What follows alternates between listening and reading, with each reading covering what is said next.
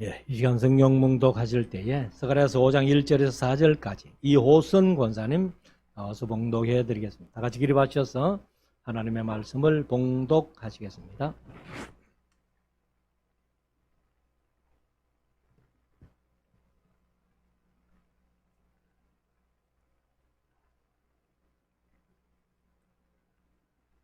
내가 다시 눈을 든즉 날아가는 두루마리가 보이더라. 그가 내게 묻되 내가 무엇을 보느냐 하기로 내가 대답하되 날아가는 두루마리를 보았나이다. 그 장이 20규빗이요 광이 10규빗이니이다. 그가 내게 이르되 이는 온 지면에 두루 행하는 저주라. 무릇 도적질하는 자는 그 이평 글대로 끊쳐지고 무릇 맹세하는 자는 그 저편 글대로 끊쳐지리라. 만군의 여호와께서 가라사대 내가 이것을 바라였나니 도적의 집에도 들어가며 내 이름을 가리켜 망령되이 맹세하는 자의 집에도 들어가서 그 집에 머무르며 그 집을 그 나무와 그 돌을 아울러 사르리라 하셨느니라. 아멘. 작성하시고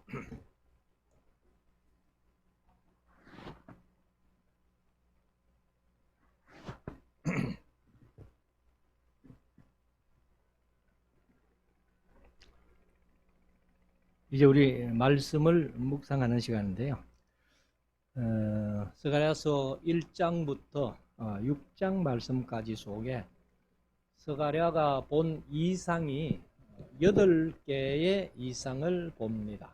그래서 우리가 지난 시간까지 이렇게 묵상을 한 내용들이 5개를 묵상을 했고, 오늘 이제 마지막 3개가 5장, 6장에 기록되어 있습니다. 그래서 제목을 스가랴가 본 이상. 사실 뭐 1장부터 제목이 스가랴가 본 이상이라고 해서 이상 1, 이상 2, 이상 3 이래 해도 되는데 앞에는 또 다른 제목으로 말씀드렸고, 오늘은 스가랴가 본 이상 6번째, 7번째, 7번째, 8번째 3가지 이상을 말씀을 드리겠습니다. 사실 이제 처음에도 말씀드렸습니다만 이 스가랴서를 모든 성도들이나 또 목사님들이 어려워하시는 이유가 뭐냐? 이 8가지 이상이 안 풀리는 거예요. 그래서 이제 7장부터 뭐 검증 얘기가 나오고 14장까지 쭉 이어지는데 뒤에 거는 이렇게 본문을 보면은 이해할 수 있는데 1장부터 6장까지의 8가지 이상이 안 풀리니까, 그러니까 뭐 스가랴서를 얼마나 어렵게 그렇게 생각을 합니다. 그래서 처음에 말씀드린 대로 스가랴서는 구약의 묵시록이다. 요한계시록이 어려운 것처럼 이 스가랴서가 어렵다 이래가지고 구약의 묵시록이라고 그렇게 얘기를 했는데, 그러나 우리가 창세기부터 이제 지금까지 쭉 말씀을 묵상해 왔기 때문에 사실은 8가지 이상이 그렇게 어렵지를 않아요. 설명 들으면 다 이해할 수 있는 그런 내용인데, 사실은 이 말씀들이 이제 이상으로 보여졌기 때문에 이 스가랴가 천사가 계속 묻지요. 네가 무엇을 보느냐 할 때에 내가 보나이다. 그럼 천사가 또 묻지요. 네가 그것이 무엇인지 아느냐. 그러니까 잘 모르겠는데요. 우리 요즘 말로 하면 이 바보야 그것도 모르나?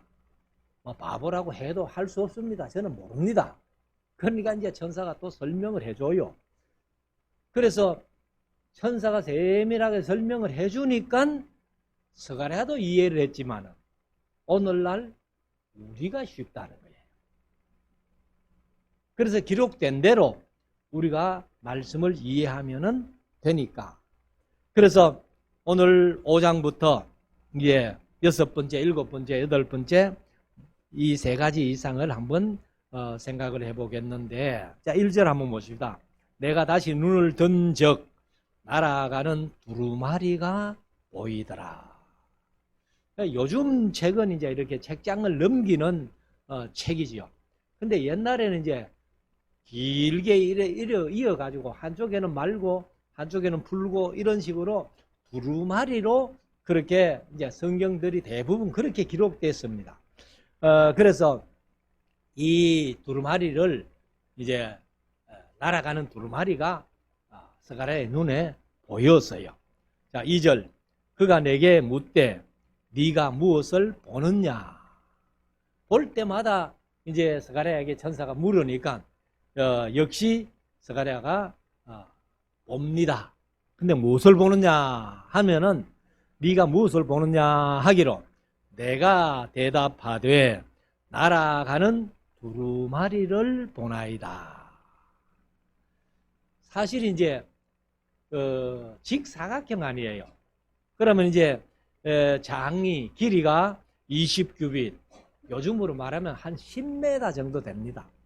근데 뭐 정확하게 10m는 아니에요. 그래서 보통 이제 한 규빗이 발꿈치에서 손가락 끝까지가 이제 한 규빗이니까 대체로 한 46점 뭐 얼마가 나와요. 근데 뭐 기본적으로 한 50cm 잡고 20규빗 같으면 10m. 그리고 이제 광이 그 넓이가 10규빗 5m입니다. 그러면 이제 10m, 5m의 두루마리, 그것을 이제 보았다는 거예요. 자, 3절. 그가 내게 이르되 이는 이 두루마리는 온 지면에 두루 행하는 저주라. 개역개정은 온 땅에 내리는, 온 땅 위에 내리는 저주라. 이렇게 말씀을 합니다. 근데 이 저주의 두루마리가 날아다니면서 각 사람의 집에 들어간다는 거지요. 그래서 저주의 두루마리가 각 사람의 집에 들어가서 올 일 없으면은 지나가는데, 근데 그 집이 저주받을 짓을 했다면은 그 집에 머물러서 그 집에 저주를 내린다. 이런 얘기를 하고 있습니다. 그래서 저주받을 일을 이제 두 가지로 지적을 하는데, 자, 3절 하반절 보면은, 그가 내게 이르되 온 지면에, 이는 온 지면에 두루 행하는 저주라. 무릇 도적질하는 자는 그 이편 걸대로 끊쳐지고, 무릇 맹세하는 자는 그 저편 걸대로 끊쳐지리라. 이렇게 말씀을 하시는데, 근데 이제 이 두 가지를 얘기를 했지만은 사실 두 가지 같으면은 우리 인간이 살아가는 삶 속에 행하는 모든 죄를 대표적으로 이렇게 설명할 수가 있는데, 세상의 죄악이라는 것이 전부 어디서 생겨나는가 하면은 욕심에서 생겨납니다. 그래서 욕심이 잉태한 즉 죄를 낳고 죄가 장성하면은 이제 사망을 낳는다. 이렇게 성경은 말씀을 하고 있는데, 우리가 마음속에 생기는 욕심을 행동으로 옮길 때에는 대개 그 행동이 도적질로 나타난다는 거예요. 그래서 정상적으로 우리가 무엇을 하면서 이렇게 욕심이 생긴다면은 괜찮은데, 근데 대체로 욕심을 충족하기 위해서는 도적질을 한다는 거죠. 그래서 남을 속이고 뭐 도적질하고 이렇게 하기 때문에 이렇게 말씀을 하시는데, 만약에 사람이 욕심 한 가지만 좀 제어할 수 있다면은 우리가 얼마나 자유롭겠나. 근데 요즘 우리나라의 정치를 보면은 정치하는 분들이 전부 욕심이 생기니까 거짓말하고 그냥 뭐 이렇게 하는 것들을 볼 수 있습니다. 그래서 우리가 사실은 이 세상을 살아가면서 저와 여러분들의 평범한 삶을 살면서 입을 것이 있은적 족한 줄로 알고 또 먹을 것이 있은적 족한 줄로 아는 그 삶이 얼마나 행복하고 자유로운 삶이겠는가 이렇게 봅니다. 그래서 그 욕심을 인간의 욕심을 제도적으로 이렇게 좀 억제해보자 하고 생겨난 게 뭐냐면은 공산주의 사회주의예요. 공산주의 사회주의는 자기들의 욕심을 좀 억제해본 제도적으로 억제하기 위해서 생긴 제도가 공산주의 사회주의인데 그래서 이렇게 공산주의 사회주의를 이제 해보는데 세계가 사실 우리 어릴 때만 해도 공산주의가 세상의 한 3분의 2는 됐어요. 그런데 그 공산주의 제도가 안 되니까 왜 안 되는가 하면은 열심히 일을 안 해요. 왜? 일해봐야 내게 안 되고 다 빼앗기니까. 그러니까 이제 열심히 일을 안 하니까 제도가 소련이 붕괴되면서 이제 공산주의가 이 세상에 많이 없어졌는데 사실은 지금은 이제 중국이나 북한밖에 뭐 베트남도 하기야 공산주의고 합니다만은 그 옛날 공산주의처럼 그렇게 하는 것들이 많이 없어졌다. 이렇게 우리가 한번 생각을 해볼 수가 있습니다. 그래서 우리가 이 세상을 살아가면서 그 욕심이 내 속에서 사라지면은 우리가 자유로울 수 있고 얼마나 평안하게 살 수 있다 하는 것을 이제 말씀을 드립니다. 그래서 이 도적질을 하는 자는 그 이편걸대로 끊쳐지고 또 무릇 맹세하는 자는 그 저편걸대로 끊쳐진다 이렇게 말씀을 했는데 근데 도적질을 한다는 것은 대개 사람이라는 주체가 물질 세계와 하나님 세계 중간에 서 있지요. 그래서 인간관계가 잘못한 것은 인간관계대로 푼다 할지라도 탐심이나 욕심 이런 것들이 아주 이제 수준 낮은 죄악인데 그런데 도대체 맹세한다는 것은 하나님과의 관계예요. 그래서 예수님께서는 하늘로도 맹세하지 말고 땅으로도 맹세하지 말고 이 예루살렘 성으로도 맹세하지 말아라. 그런데 예수님은 이제 맹세하지 말라 하는데 제가 늘 말씀드려 왔습니다만은 우리가 사실 이 세상 살면서 특별히 이제 우리 신앙인들 신앙생활 하면서는 3번은 맹세를 합니다. 3번 맹세를 하는데 첫째는 이제 우리가 세례 받을 때 맹세하죠. 맹세한다는 것이 서약한다는 겁니다. 그리고 이제 2번째는 결혼식 할 때. 근데 요즘 결혼식은요, 서약 없는 결혼식을 많이 합니다. 서약 없는 결혼식. 그러니까 결혼식의 그 아주 꽃이라고 할까요? 결혼식의 제일 중요한 요소가 서약인데 근데 요즘은 서약 없는 결혼식이 많더라고요. 그래서 서약을 하고 서약대로 살려고 애를 써도 같이 사니 못 사니 하는데 서약도 안 했으니까 뭐 그냥 이혼하자. 그래가지고 우리 한국이 지금 이혼율 1위를 달려가고 있습니다. 그렇기 때문에 우리가 맹세는 하나님과 하는 것이지 뭐 물론 우리 인간끼리도 맹세를 합니다만은 그래서 이제 이 히브리 사람들 이스라엘 사람들은 꼭 하나님의 이름을 두고 맹세하는 거예요.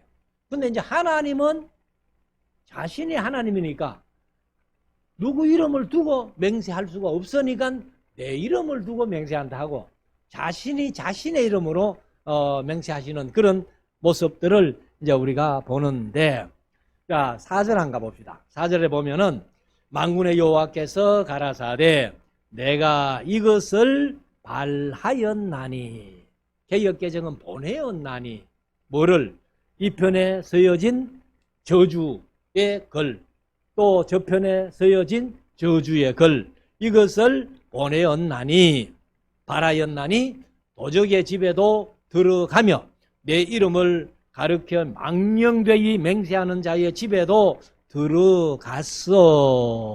그렇게 말씀을 하죠. 그러니까 하나님의 이름을 끌고 들어가서 망령되이 맹세해서 지킬 사람이나 신용 있는 사람은 하나님의 이름까지 끌고 들어가서 맹세할 필요가 없다는 거예요. 그런데 우리가 옛날에 청문회 같은 거 이렇게 보면은 어떤 권사님들 나와가지고 성경책에 손을 얹고 맹세한다. 이래놓고도 그게 거짓으로 돌통나니까 그거 참 어렵죠. 그래서 예수님이 아마 맹세하지 말라고 이렇게 말씀하신 것 같은데, 아무튼 우리가 하나님께서 이제 이 저주를 이제 얘기를 하면서 도적의 집에도 들어가고 하나님의 이름으로 망령되이 일컫는 맹세하는 그런 자의 집에도 들어가서 그 집에 머무르며 그 집을 나무와 그 돌을 아울러 사르리라 하셨느니라. 그러면 이제 집을 나무와 돌을 불태운다는 것은 저주받은 결과라는 거예요. 결과가 그렇게 나타난다는 건데, 그런데 이것을 이제 왜 여기에서 스가랴에게 이상으로 보여주시는가 하면은, 사실 성경에서 이스라엘 백성들에게 이제 너희들이 출애굽해서 가나안 땅에 들어가거든 맨 처음에 할 일이 있다. 그 맨 처음에 할 일이 무엇인고 하면은 12지파가 가나안 땅에 들어가 가지고 제일 처음에 6지파는 그리심산에, 6지파는 에발산에 올라가서 그리심산에 올라간 사람들은 축복을 선포하고 에발산에 올라간 사람들은 저주를 선포해라 하는 내용이 처음에는 신명기 11장 29절에 말씀을 했고요. 그리고 이제 그 축복의 내용은 어떻게 축복해라 하는 내용은 성경에 안 나와요. 그런데 저주는 신명기 27장 15절에서 16절까지 보면은 이렇게 행하는 자는 저주를 받을지어다 할 것이요 모든 백성은 아멘 할지니라 하고 12가지 저주를 얘기를 합니다. 그렇게 이제 에발산과 그림산에 올라가서 축복과 저주를 선포하는데, 그 저주, 이제 축복과 저주 그리심산과 에발산에 올라간 실제적인 사건은 여호수아서 8장이죠. 그래서 여호수아서 8장 33절에 보면은 여호수아가 가나안 땅에 들어가 가지고 바로 그리심산과 에발산에 올라가서 6지파가 축복하고 저주하는 그런 내용을 했습니다. 근데 여기에서 또 이 저주를 얘기하는 것은 뭐냐 하면은 너희 조상들이 바로 모세를 통해서 말씀하신 대로 여호수아가 에발산에 올라가서 저주를 선포했댔는데 너희들이 바벨론에서 돌아와 가지고 역시 그 저주는 아직도 유효하다, 살아있다는 거예요. 그래서 절대로 저주 받을 짓은 하지 마라. 이런 하나님의 심정이 여기 이상 속에 있다는 겁니다. 그러면 그 저주는 오늘날도 마찬가지예요. 그래서 구약에서는 저주받을 짓을 하면은 하나님께서 제깍제깍 이렇게 좀 징계도 하시고 저주도 하셨는데, 사실 이제 신약에 와가지고는 하나님께서 제깍제깍 그렇게 하시는 일이 없죠. 왜? 요한복음 5장 22절에 말씀하신 대로 하나님은 아무도 심판하시지 않는다는 거예요. 그리고 그 심판을 누구에게? 그 아들에게 맡겼다. 예수님께 맡겼다. 그래서 예수님이 초림하시면서부터 하나님은 심판을 예수님께 맡겼고, 그리고 이제 하나님께서 예수님을 세상에 보내실 때에 바로 그런 말씀을 하시죠. 요한복음 3장 17절에 내가 예수를 세상에 보내는 것은 세상을 심판하기 위해서 보내는 게 아니고 세상을 구원하기 위해서 보낸다. 이렇게 말씀하셨고, 그리고 이제 예수님 자신도 내가 세상에 온 것은 세상을 심판하러 온 게 아니야. 세상을 구원하러 와서 하고 요한복음 12장 47절인가 그게 말씀을 했습니다. 자, 그래서 요즘 시대는 저주받을 우리가 볼 때는 저 사람 저주받아 마땅하다 싶은데도 안 하잖아요. 그래서 성경에서 악인이 영통하고 의인이 고난받고 고통당하는 게 왜입니까? 라고 그런 질문을 욥도 했고 예레미야도 했고 하박국도 했고 그런 질문들이 몇 번 나와요. 그럴 때마다 제가 이제 강의하면서 말씀드렸습니다만 그의 해답은 시편 37편이다. 의인과 악인을 어떻게 하나님께서 조치하시는가를 시편 37편 다윗을 통해 가지고 잘 말씀을 해놓았다. 자, 5절 갑시다. 5절 내게 말하던 천사가 나와서 하고 이제 다른 이상 7번째 이상을 보여주는데 내게 이르되 너는 눈을 들어 나오는 이것이 무엇인가 보라. 내가 묻되 이것이 무엇이니까? 그래 이제 스가랴에게 또 뭐가 하나 나와서 스가랴의 눈에 보여주는데 그것이 뭐냐 하면은 그가 가로되 나오는 이것이 에바니라. 그래서 에바라는 것은 곡식을 곡식을 되는 그릇이에요. 그러면 우리로 말하면은 옛날에 요즘은 뭐 전부 키로를 하니까 필요 없습니다만 옛날에 말이에요, 말. 그래서 한 에바가 22.7리터, 22.7리터 이렇게 하는데 에바를 하나 보여주십니다. 보여주시고 또 가로되 온 땅에서 그들의 모양이 이러하니라 하고 7절 이 에바 가운데에는 한 여인이 앉았느니라 하는 동시에 그러니까 이제 말 같은 것을 하나 보여주시면서 그 말 속에 어떤 여인이 들어앉아 있는 거예요. 그리고 나서 동시에 둥근 납 한 조각이 들리더라. 근데 말 속에 여인이 앉아 있는데 또 둥근 납 조각이 들린다. 도대체 이 납은 왜 필요할까? 그런 의심이 들잖아요. 그렇지만은 우리가 뒤에 읽어가면은 그 납이 왜 필요한지를 그렇게 말씀을 하고 있습니다. 그래서 그가 가로되 8절 이는 악이라. 이 여인은 그 말입니다. 에바 속에 있는 이 여인은 악이라 하고 그 여인을 에바 속에 던져넣고 납 조각을 에바 아구리 위에 던져 덮더라. 그러니까 납이 왜 필요해요? 봉하기 위해서. 여인을 말 속에 집어넣고 봉하기 위해서. 그렇게 이제 납이 필요한 거예요. 자, 9절. 내가 또 눈을 들어 본적 두 여인이 나왔는데 이거는 또 같이 앞에 여인이라 해가지고 여인이 악인 것처럼 이 두 여인도 악이다 이래 해석하면 안 됩니다. 이 두 여인은 아마 천사 같아요. 그래서 두 여인이 나왔는데 하계 날개 같은 날개가 있고 그러니까 이제 날개 달린 여자니까 아마 천사다 이렇게 보는데 그 날개에 바람이 있더라. 그들이 그 에바를 천지 하늘과 땅 사이에 들었기로 내가 내게 말하는 천사에게 묻되 에바를 어디로 옮겨가나이까 하며 내가 이르되 그들이 신할 땅으로 갔어. 신할 이꼴 바벨론, 바벨론 이꼴 갈대아, 갈대아 이꼴 세삭. 바벨론, 신할, 갈대아, 세삭 다 같은 말이에요.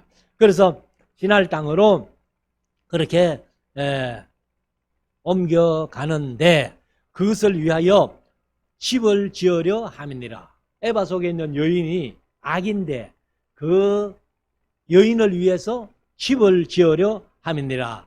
준공되면은 그가 제 처소에 머물게 되리라 하더라. 그러면 이제 여기에서 우리가 여기 하계 날개를 가진 두 여인이 그 날개 사이에 바람이 있더라 이렇게 기록을 하죠. 그런데 이 바람이라는 말이 사실 왜 바람으로 번역했는지는 모르겠는데 이 루아흐 하는 히브리어가 이제 호흡이란 뜻입니다. 사실 숨. 그 다음에 이제 바람이란 뜻도 있고 영이라는 뜻도 있어요. 그러면 우리가 이제 쉽게 표현하자면은 이 여자들이 영이다, 영. 그렇게 할 수 있는데 저는 이제 조금 다르게 좀 번역 표현하고 싶은 게 뭐냐면은 사실 이 여인이 바람을 날개를 가진데 이제 바람이 있더라 했는데 바람은 사실 성경에 보면은 전쟁을 얘기해요. 전쟁. 그래서 아마도 이제 6장에 가서 마지막 8번째 이상에 보면은 전쟁이 일어나는 그런 모습들을 보는데 그러면 이제 이 여자를 위해서 집을 짓고 준공되면은 그 여자를 제 처소에 집어넣는다 이렇게 말씀을 하시는데 이것이 이제 무슨 얘긴고 하면은 사실은 이스라엘 땅에 그 악이 뭐냐 하면은 우상숭배예요.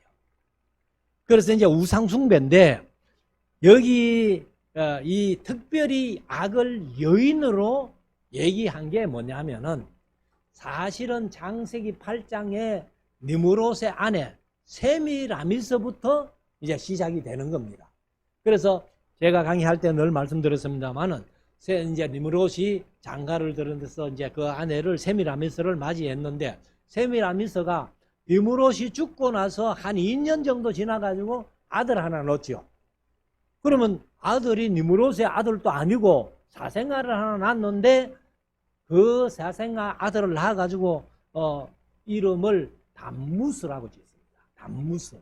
그래서 우리 성경에는 에스겔서 8장에 담무스라는 말이 한마디 딱 나옵니다. 한 번. 근데 이 세미라미스가 자기가 사생아를 하나 낳아가지고는 이거는 내 남편 니므롯이 내 몸을 통해서 환생해 왔다 해가지고 신을 만들어 버립니다. 그래서 이제 신을 만드는데 이 신이 바로 아들신, 남신이고 그리고 이제 신을 낳은 자신은 또 신이잖아요. 그래가지고 이제 여신이 되는 거예요. 그 여신이 바로 성경에 나오는 아스다롯이라든지 아르테미스, 사도행전에 나오는 아데미, 우리 성경 아데미라고 됐는데 아르테미스 아니면은 아프로디테, 고린도에 있던 큰 신전, 그 다음에 이제 비너스라든가 뭐 다이애나라든가 이런 여신들, 이것이 바로 세미라미스가 그 여신의 뿌리였어요. 그래서 이 여신을 섬기는 그 우상, 그 여자를 이제 에바 속에 집어넣어 가지고는 바벨론에 가가지고 새로 집을 짓고 준공되면은 그 여자는 거기에 머물러라. 그리고 이스라엘에서는 이제 이 우상 숭배는 끝내라 하는 그런 의미가 있습니다. 그래서 우리가 이런 말씀을 보면은 사실 뭐 세미라미스는 성경에 이름은 없어요.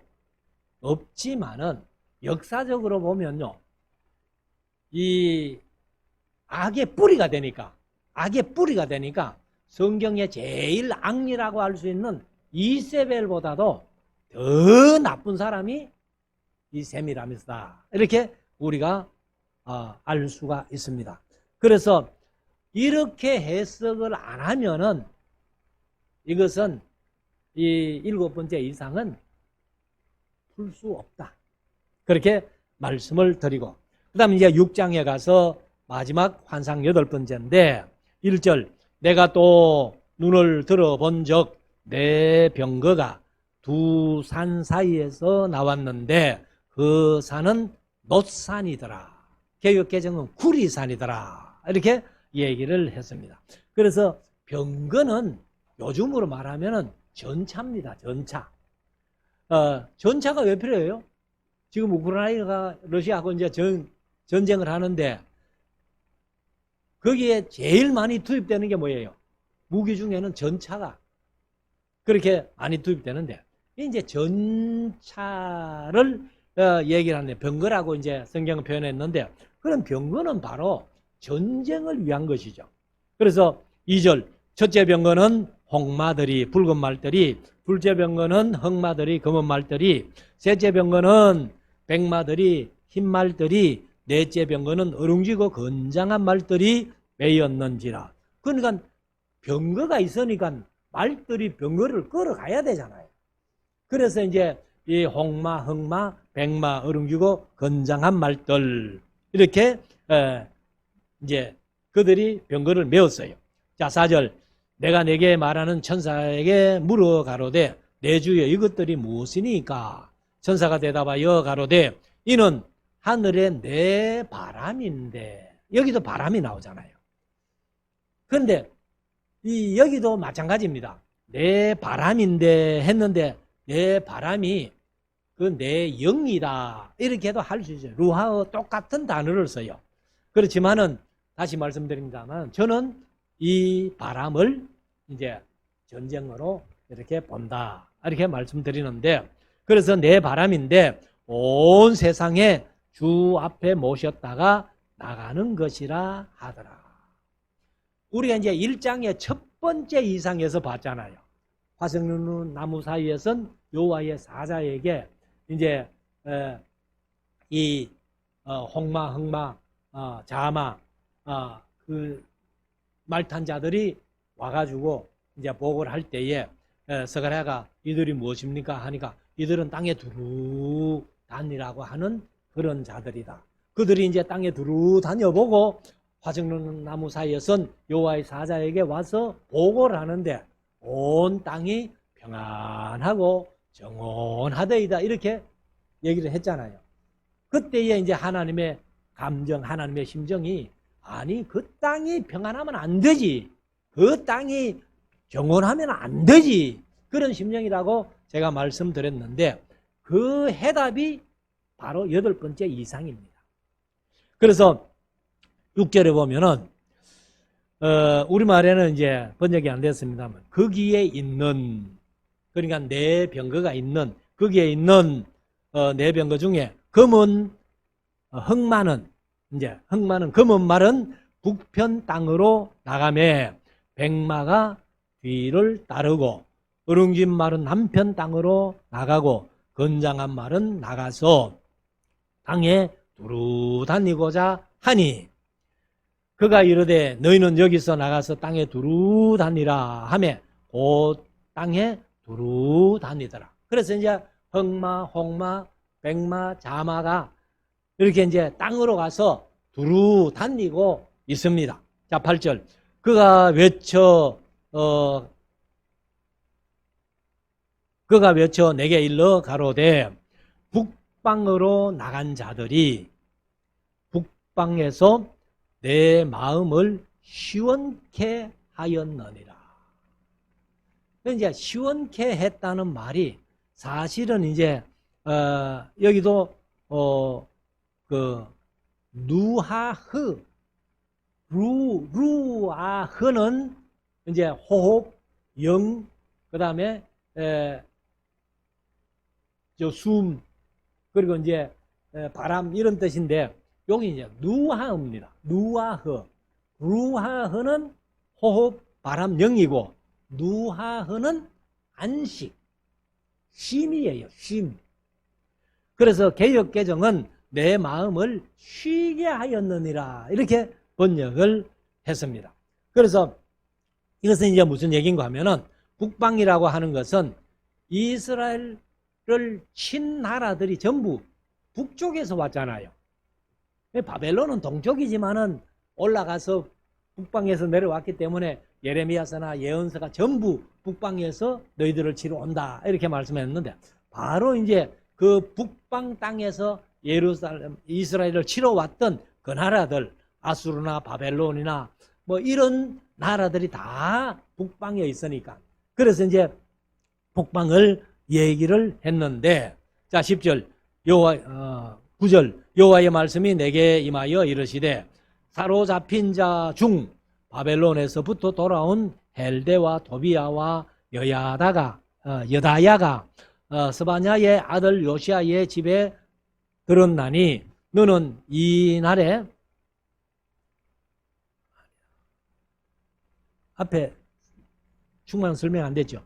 편히 쉬게 했다 하는데, 그래서 이제 이 흑마, 백마, 그 다음에 홍마, 자마가 나가서 이 아수르나 바벨론을 이제 1장에서 아니 그들이 평안하고 정건하면 안 되지 해가지고 이 전쟁을 일으킨 거예요. 그래가지고 그 두 번째 이상에서 네 뿔이 나왔잖아요. 그런데 네 공장 기술자들이 또 나왔잖아요.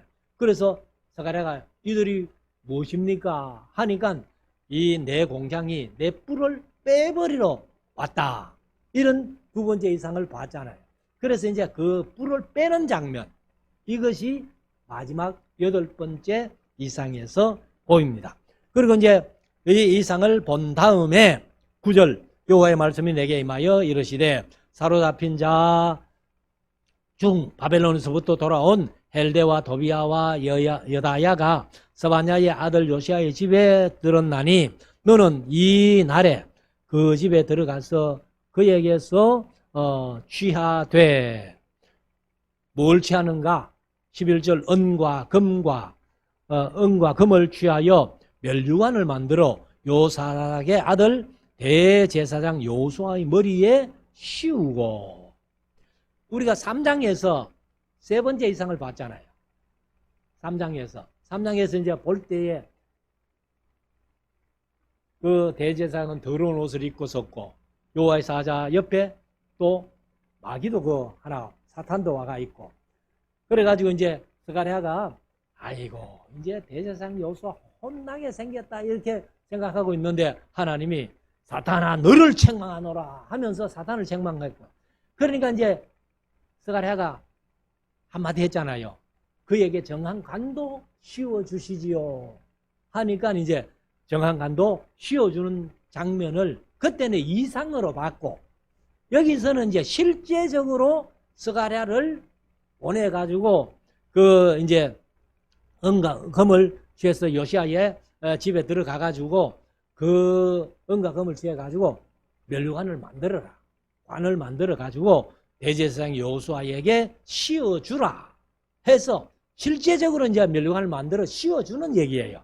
자 12절 고하여 이러기를, 만군의 여호와께서 이같이 말씀하시되, 이같이는 우리는 없는데 보라 순이라. 앞에 3장에서 순 얘기했잖아요. 그러니까 순은 바로 이제 예수님을 얘기를 하는데, 여기도 이제 순, 개역개정은 삭이라고 이렇게 말씀하는데, 순이라 이름하는 사람이 자기 곳에서 돋아나서 여호와의 전을 건축하리라. 사실은 이 말씀 보면은 스룹바벨이 지금 1차 교환해가지고 성전 짓는 거는 모형에 불과합니다. 모형에 불과하고, 실제적으로 온전한 성전이 누구냐? 바로 예수 그리스도입니다. 예수님. 그래서 요한복음 2장 19절을 보면은 예수께서 대답하여 가라사대, 너희가 이 성전을 헐어라. 내가 사흘 동안에 일으키리라. 그러니까 예수님을 십자가에 못 박아 죽인 것은 성전을 한 것이고, 그리고 예수님이 다시 사흘 만에 부활하신 것은 성전, 예수님의 몸인 성전을 일으키신 거예요. 그것을 이제 얘기를 합니다. 그래서 예수님이 오셔서 우리가 영원히 들어가. 그러니까 이제 요한계시록 21장 하늘로부터 내려오는 새 예루살렘. 그래서 사면벽에 문이 셋이 있어 12문이 있고, 그 다음에 이제 12기초석이 있는, 그게 온전한 교회입니다. 그래서 교회는 제가 늘 강의하면서 말씀드렸습니다만, 유형교회가 있고 무형교회가 있어요. 유형교회는 땅에 있는 불완전한 교회, 그리고 무형교회는 천상에 있는 영원한 교회. 그게 요한계시록 21장이에요. 그래서 저와 여러분들이 사실 오늘날은 이 건물을 보고 전부 교회라고 해놨잖아요. 근데 우리 어릴 때만 해도 이 건물은 교회라고 표현하는 데가 없었어요. 전부 간판은 뭐라고? 예배당이라고, 예배하는 집이라고 했지. 근데 요즘은 예배당이라고 선언 교회는 옛날 건물이나 예배당이라고 써놨지, 지금은 전부 교회로 그렇게 바꿔놨어요. 그러나 이거는 하나님이 원하시는 교회가 아니다. 바로 예수 그리스도를 주로 고백하는 사람들의 모임이 교회다.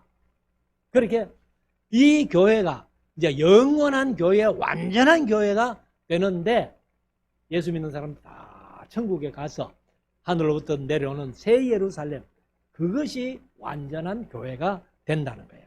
그것을 이제 미리 예언하는 겁니다. 그래서 13절에 그가 여호와의 전을 건축하고, 예수님이 여호와의 전을 건축하고 영광도 얻고 그 위에 앉아서 다스릴 것이요. 만왕의 왕이 되셔가지고 우리 교회를 다스리실 것이고, 또 제사장이 자기 위에 있으리니 이 두 사이에 평화의 인원이 있으리라 하셨다 하고, 그 면류관은 헬렘과 도비아와 여다야와 스바냐의 아들 헨을 기념하기 위하여 여호와의 전 안에 두라 하시니라.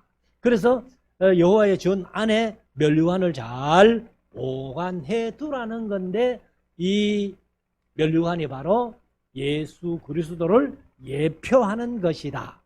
그래서 이제 예수님이 오실 때에 이 보관해뒀던 면류관을 씌워줘라, 이렇게 하나님이 말씀하시는데, 유대인들이 면류관을 씌우지 않고 뭘 씌웠어요? 가시 면류관을 씌운 그런 사실을 이제 우리가 신약에서 볼 수 있습니다. 자, 15절. 먼데 사람이 와서 여호와의 전을 건축하리니 만군의 여호와께서 나를 너희에게 보내준 줄을 너희가 알리라. 너희가 만일 너희 하나님 여호와의 말씀을 청종할진대 이같이 되리라. 이렇게 말씀을 합니다. 그래서 예수님이 이 땅에 오셔서 기름 부음 받은 자, 그래서 3장에서 예표의 사람이라 했던 선지자직, 왕직, 제사장직, 예수님이 그렇게 오셔가지고, 그래서 이제 기름 부음을 받고, 그다음 이제 그 만들어 놨던 면류관을, 금면류관을 서시고 통치를 하셔야 되는데, 그런데 예수님이 가시관을 서시고 십자가에 죽임을 당하시는 그런 것들을 우리가 봅니다. 그러나 이제 우주적인 종말에 하늘로부터 내려오는 새 예루살렘, 완전한 교회를 이제 예수님이 만왕이 되셔가지고 다스리시는 이런 말씀을 이제 여기에서 하고 있습니다. 그래서 우리가 이런 말씀들을 이렇게 세밀하게 이해를 하면 8가지 이상도 전혀 어렵지 않다 하는 것을 말씀을 드리고, 우리가 사실 신앙생활 하는 것이 가장 중요한 게 뭐냐면 말씀 중심. 제가 항상 강조합니다만 말씀 중심. 근데 오늘날은 말씀을 배반하는, 배도하는 그런 현상 속에 우리가 살고 있습니다. 그래서 예수님이 오시기 전 제일 먼저 일어나는 일이 뭐냐? 배도, 말씀을 배신하는 그런 것이 첫째 징조다, 이렇게 말씀하시는데, 오늘날이 바로 그때가 아니냐. 그래서 교회라고 하지만은 실제적으로 말씀에 관심 있는 교회가 별로 없습니다. 제가 사실 CT에서의 우리 교회에서 이제 뭐 한 5만 원씩 이렇게 선교를 합니다만은 그 CT에서 지사장한테 제가 몇 번 그런 얘기를 했어요. 근데 제일 제가 마음에 안 드는 게 뭐냐면 CTS에서 뭔가 한다고 이렇게 이렇게 팜플렛이나 오고 하면은 말씀 공부하는 팜플렛은 하나도 없습니다. 전부 그냥 찬양하는 것밖에 없어요. 그래서 제가 늘 불만을 가지고 있는데 우리 작은 교회가 불만해봐야 그게 들어가지도 않고 그렇습니다만은 우리만이라도 절대로 말씀을 떠나서는 우리의 신앙을 생각할 수 없다는 이 마음의 자세를 가지고 우리가 하나님을 영화롭게 하는 모두가 될 수 있기를 주의 이름으로 축원합니다. 기도드리겠습니다.